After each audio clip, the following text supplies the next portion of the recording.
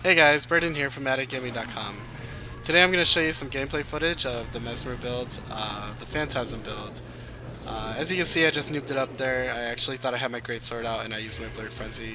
That will happen a few times if you're new to this build.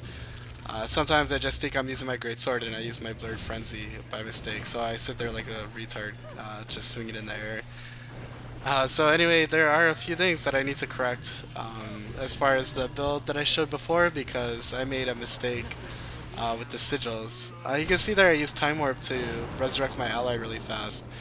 That's why I like Time Warp much better as an elite. I just think it brings more to group fights and there's just more uses of it. You can also see that I use my Illusionary Wave. That's one of the great things about the Great Sword. With the Illusionary Wave, whenever an enemy is trying to resurrect his ally, all you have to do is use your number 5, which is your Illusionary Wave, and you can knock him off. So there are a lot of good uses for that, and you shouldn't just be going around using that, however you want. Be really smart about how you use your Illusionary Wave, knocking people off of points and interrupting people when they're trying to cast a spell and things like that. So anyway, the thing that I had to change, I have to correct before was in my build that I showed before, I had on my sword and pistol, I had 2 sigils that had chance on crit. So basically what these do is these share cooldowns, so it was basically just like having 1 sigil on my weapons instead of 2. So thank you for the people who pointed that out. Actually back then I actually didn't know that. So I do have different sigils on my weapons now, of course, and I'll put a link in the description to the new build, and you can see the differences. So anyway, you can see this is the Phantasm build. Basically there's no shattering, although I do shatter sometimes. Basically the only shatter I use is the number 6, which is the distortion. Just for survivability's sake. You can see the difference between the Phantasm build and the Shatter build is that the Phantasm build has a lot more survivability compared to the Shatter build. So the Shatter build will have those big, really high numbers. I mean, the Phantasm build has really nice damage as well, but nowhere near as much as a Shatter build would. But I think the sustain, Shatter builds can sustain a lot more during team fights. So as you'll see, as I'm fighting here, we were outnumbered when I was on that ledge. I was outnumbered about 2 to 3 or 2 to 4, and I'm still fighting. And I actually took the point because I was able to use my illusionary wave on that Mesmer, knock him out because he's the only one basically trying to contest that point. So I had a ranger attacking me, and I was gonna let him neutralize the point just so I could get back and heal. And I end up going out of combat and I start healing up. So now I'm back into the fight and I'm at full health. So basically for my skill combo, what I like to do is I like to start with number 2, which is my mirror blades. That'll bounce between enemies and allies. It'll damage enemies and then it'll give my allies might. And then I like to use my number 4 on my great sword, which is my Phantasmal Berserker. And this is the one, the number 4 in the great sword, the Phantasmal Berserker, was the one that actually got quote unquote nerfed. It was actually, what they came out and said was that it was actually some sort of bug because it was doing a little more damage or it was attacking faster than it was supposed to. So it wasn't actually nerfed, it was actually fixed. So some people don't like the Phantasm build anymore, but I still like the Phantasm build. This is actually what my wife Karina uses. I prefer a shatter build, but for sustainability in team fights, if that's something you're looking for, then I would definitely choose a Phantasm build. Alright, so anyway, I was going to run over to Corey, and then I have this Mesmer attacking me. Now, one of the great things about a Phantasm build is you do get a lot of sources of protection and regeneration from your Phantasms, and you also get Vigor. So dodging, you get your survivability from dodging, and you'll have protection and regeneration on. So you'll see sometimes that I'm at really low health, but I can still stay in a fight for a while. So I was able to kill that Mesmer that was chasing me. Now I'm going to head over to Corey. I'm just going to finish this guy off. So as you can see, I haven't died yet in this whole fight. I've just been basically running around. I started from Corey, ran through Graveyard, did some stuff there, and then ran through all the way back around to the base and back to Corey again. So they, don't ever be afraid to like escape a fight just for a little while to get a heal off and come back in the fight. It's better that you do that. Just get out of the fight for a couple of seconds to heal up and then come back into the fight, just so you won't die right away, and you could actually benefit your team a little bit. All right, so we're gonna finish this guy off. So anyway, this is really raw footage. I didn't really edit it that much. The only editing I really did to this footage was uh, just like the walks, the really long walks and things like that. Just kind of the boring stuff. But basically, all the fights I didn't really edit.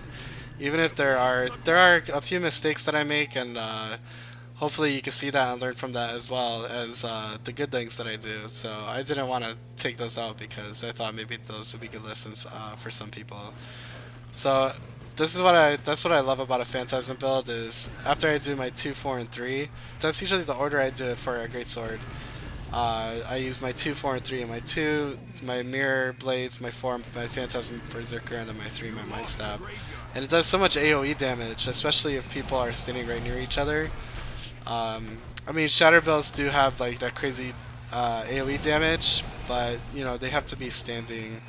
If they're gonna use their shatters, they have to be standing right next to the people. Whereas I could do that by range, and that's what one of the key points I wanted to talk about is this video. Is with the Phantasm builds, range is your #1 advantage in any fight, and the game actually incentivizes you to be as far away as you can because with your great sword, you're gonna do even more damage the farther away you are. So make sure if you're playing a Phantasm build, if you're not going to be shattering, you want to be staying as far away as you can. Like right now I'm being a little careless, I'm actually a little too close to the enemies. So I end up coming back here, I want to finish this Mesmer off, and then I do end up going down, but he's already dead. So then we win the match after that. But anyway, you guess, like I was saying before that, I was getting a little careless and getting too close to the enemy, whereas I could be using my range to my advantage, which is the biggest thing for a Phantasm build. So for the elites, or sorry, for the utilities, I have the I forget the name of it, but it's the one where you stealth, and I love this.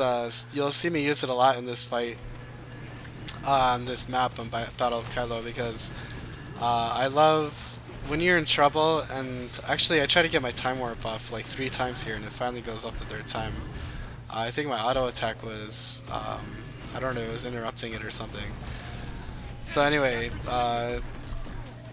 yeah, I like the stealth utility because when you're in trouble, you can use your stealth, like right here you pop into stealth, and it gives you time to kind of step back and reorganize, like reorganize your thoughts a little bit, like reorganize how you want to attack this guy. So that ranger, I downed him, he got back up, he was starting to attack me, and my stuff was on cooldown, so I stealth, switch my weapons, and then I can, it gives me like a second to breathe and to think about what I want to do next.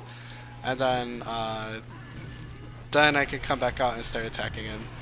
One of the things I also love about the stealth ability is switching to my sword pistol, because then I can pull out my Phantasmal Duelist, which is the #4, and then use my magic bullet to stun them. And then when they're stunned, I can run up and use my Blurred Frenzy as well. But that's about all I'll do in my sword pistol. I don't shatter because if I shatter, I lose phantasms. And the more phantasms I have up, the more bonuses I have to my stats. So if I was to get rid of my phantasms or illusions, then that would be doing a disservice to this build. So I try to have, I don't ever try to shatter, but like I said, I'll use the, I think I said 6 before, but it's actually the F4. I use 6 as a key binding for the F4, just to evade attacks. So yeah, anyway, so you can see we took this point. I mean, I've been here for the longest time, and I haven't died. I've been a really low health for a while. I think this engineer does finally get the best of me. I do go down, but I think this engineer is going to take me out eventually. So you can see, I mean, I've been on this point fighting for about 3 minutes. This is the, this is the sustain that a Phantasm build has, opposed to a Shatter build, where I don't think a Shatter build could survive for that long. Now for this Ranger, this is like one thing, especially with the new maps they're bringing out, with different levels and things like that, like Temple of Silent Storm. that ranger was in a perfect position to attack me, being on top of there. But as soon as he dropped down, I think he gave me. I actually had trouble jumping over that. With that muddy terrain, I couldn't really tell exactly where the ledge was. But anyway, I think as soon as he jumped down, he gave me the advantage. So you know, now he's on the run. I'm gonna come over here. I'm neutralizing this point, and you know, he ran off of the ledge. So now I just stun him. I use my Blur Frenzy. He does a very good job at dodging it with his number 3 on his sword dagger, I think it is, for a ranger. But he's just not gonna be able to escape the damage I have. I'm gonna be able to outlast him. So you know, I do teleport out of some of the damage. That's one of the utilities I forgot to talk about. Is I always bring blink. If I have to get rid of any utility, to bring portal, because in Battle of Kylo, if you want to use the trap as a Mesmer, you're gonna want to bring your portal. Mostly because if someone comes to destroy the trap, you throw your portal down, you run to the repair kit, you grab the repair kit and throw your portal down again, and then you're right back at the trap, and it's an instant repair, so you don't have to go running and grabbing your repair kit. So that's the one time you would change your. For me, that's the one time I would change my skills on a map with this build. But I would never take out blink or the stealth. I would take out. I forget what it's called, but it's the one. The Phantasm, it takes off conditions, and it takes off and it removes boons from enemies. So especially like with this ranger, I might not do it on this fight, but he's throwing down burns and bleeds, so I could pop out my Phantasm. You know, it also counts as a Phantasm, so I get bonuses from it, and it does remove conditions from me, and it'll remove boons from my enemies as well. So anyway, this has been Burden from AddictGaming.com. Hopefully you guys learned something in this video. I just try to give a few pointers. I'll link up my new build in the description, where you can check out the sigils and things like that I'm using now. So I wanted to fix that. I've been wanting to do this for a while, but I've been a little too busy on my shatter build. But I have time to retrade and switch over. This has been Burden from AddictGaming.com. And remember, video game addiction's a good thing, so keep on gaming.